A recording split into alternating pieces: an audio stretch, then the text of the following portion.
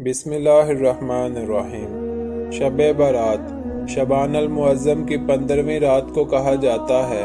برات کا مطلب ہے نجات کی رات۔ اس رات کی خصوصیات یہ ہے کہ اس رات اللہ تعالیٰ اپنے نیک بندوں کو اپنی خصوصی رحمت سے نوازتا ہے۔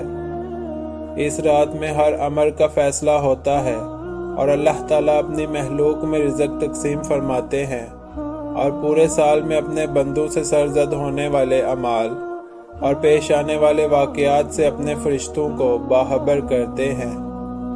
ایک روایت ہے کہ رسول اللہ صلی اللہ علیہ وآلہ وسلم نے فرمایا، اٹھو شعبان کی 15ویں رات کو، اس لیے کہ بالیقین یہ رات مبارک رات ہے جس رات کو اللہ تعالیٰ اپنے بندوں سے فرماتے ہیں، ہے کوئی ایسا جو مجھ سے بخشش طلب کرے اور میں اسے بخش دوں، اور تندرستی مانگے اور میں اسے تندرستی دوں، ہے کوئی محتاج جو آسودہ حالی چاہتا ہو میں اس کو آسودہ کر دوں۔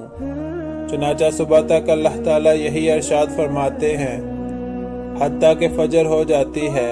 حضرت علی علیہ السلام سے روایت ہے کہ رسول اللہ صلی اللہ علیہ وآلہ وسلم نے فرمایا، جب شعبان کی 15ویں رات ہو تو قیام کرو اور دن کو روزہ رکھو، کیونکہ نصف شعبان کی رات سورج غروب ہوتے ہی اللہ تعالیٰ آسمان کی طرف نزول فرماتے ہیں اور 4 لوگوں کو چھوڑ کر باقی سب کی بخشش کر دیتے ہیں۔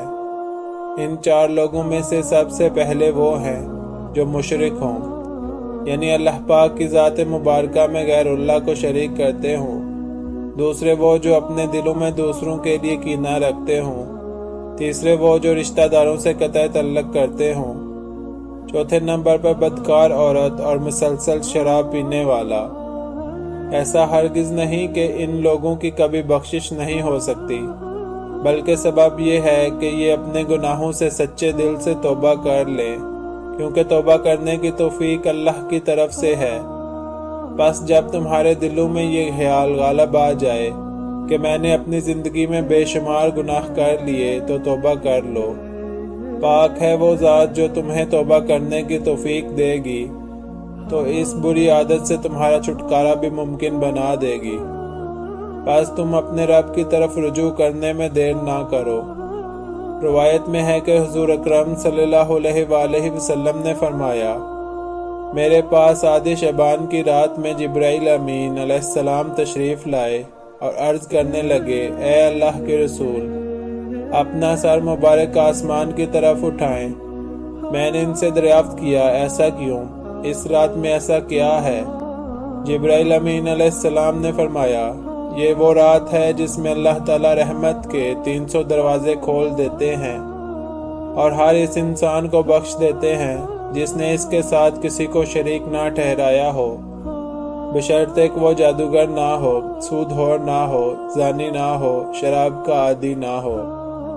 صرف ان لوگوں کی اللہ تعالیٰ اس وقت تک بخشش نہیں فرماتے جب تک کہ وہ توبہ نہ کر لیں۔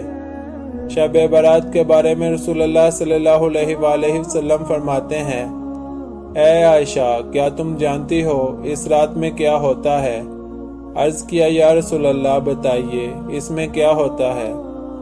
آپ صلی اللہ علیہ وآلہ وسلم نے فرمایا، اس رات کی فضیلت یہ ہے کہ آدم علیہ السلام کی اولاد میں سے جو شخص اس سال پیدا ہوگا اور جو اس سال میں مرے گا، اس کا مرنا اور پیدا ہونا لکھا جاتا ہے، اور جو فرشتے ان کاموں پر مقرر ہیں ان کو اس امر کی اطلاع دی جاتی ہے۔ جتنا رزق مخلوق کو اس برس میں ملے گا اس شب لکھ دیا جاتا ہے، اور اس رات اللہ تعالیٰ سورج ڈوبتے ہی اس دنیا کے اوپر جو آسمان ہے اس پر تشریف لے آتے ہیں اور ارشاد فرماتے ہیں، ہے کوئی جو مجھ سے بخشش کا طلبگار ہو، رزق چاہتا ہو، مصیبت کا مارا ہو، دعا کرے تو میں اس کی مصیبت کو دور کر دوں گا۔ اسی طرح صبح تک یہی ارشاد فرماتے ہیں۔ پس بندوں کو چاہیے کہ اس شب خوب عبادت کریں، اپنے گناہوں کی معافی مانگیں اور روزہ رکھیں۔ اللہ تعالیٰ اس رات میں اپنی مہربانی سے بے شمار بندوں کو بخش دیتا ہے، مگر کافر، مشرک، کینہ رکھنے والے اور قاتل کو نہیں بخشتا۔ حضرت عائشہ رضی اللہ عنہا سے روایت ہے، ایک رات میں نے رسول اللہ सल्लल्लाहु अलैहि वसल्लम को बिस्तर पर ना पाया तो मैं परेशान हो गई। मैं आपकी तलाश में घर से बाहर निकली। मैंने देखा कि आप बकी के कब्रिस्तान में मौजूद हैं और आपका सर मुबारक आसमान की तरफ उठा हुआ है। इस रात अल्लाह ताला आसमान पर तशरीफ फरमाते हैं और बनी कल्ब की बकरियों के बालों के बराबर इंसानों को दोज़ख से आज़ाद करते हैं। फिर फरमाया, क्या तुम आज रात मुझे इबादत की आज़ादी देती हो? मैंने अर्ज़ किया, ज़रूर। फिर आपने नमाज पढ़ना शुरू कर दी और क़ियाम में सूरह फातिहा और एक छोटी सी आयत पढ़ी और फिर आप सजदे में चले गए।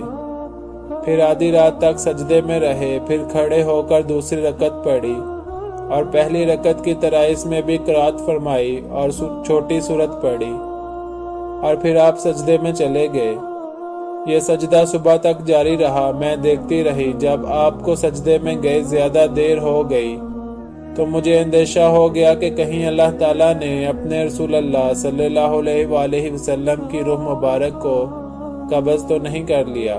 फिर जब मेरा इंतज़ार तवील हो गया, बहुत देर हो गई, तो मैं आपके करीब पहुंची और मैंने रसूल अल्लाह सल्लल्लाहु अलैहि वसल्लम के तलवों को छुआ तो आपने हरकत फरमाई। तो मैंने खुद सुना आप सजदे की हालत में ये अल्फाज अदा फरमा रहे थे, इलाही, मैं तेरे अजाब, तेरी अफू और बख्शिश की पनाह में आता हूँ। तेरे कहर से तेरी रज़ा की पनाह में आता हूँ। तुझ ही से पनाह चाहता हूँ। तेरी ज़ात बुजुर्गो बरतर है। मैं तेरी शायान शान सना बयान नहीं कर सकता। तू आप ही अपनी सना बयान कर सकता है और कोई नहीं कर सकता। सुबह को मैंने अर्ज किया कि आप सजदे में ऐसे कलिमात अदा फरमा रहे थे कि वैसे कलिमात आपको अदा करते हुए मैंने कभी नहीं सुना। हुजूर सल्लल्लाहु अलैहि वसल्लम ने फरमाया, क्या तुमने अदा कर लिए? मैंने अर्ज किया, जी। आपने फरमाया, खुद भी याद करो और दूसरों को भी सिखा दो, क्योंकि जिब्राइल अमीन अलैहिस्सलाम ने सजदे में मुझे इन कलिमात को अदा करने का हुक्म दिया था। उम्मीद करता हूँ आपको आज की वीडियो अच्छी लगी होगी। वीडियो अच्छी लगी है तो वीडियो को लाइक और चैनल को सब्सक्राइब कर दें। अल्लाह ताला हम सब का हामी और नासिर हो। अल्लाह आमीन या रब्बुल आलमीन।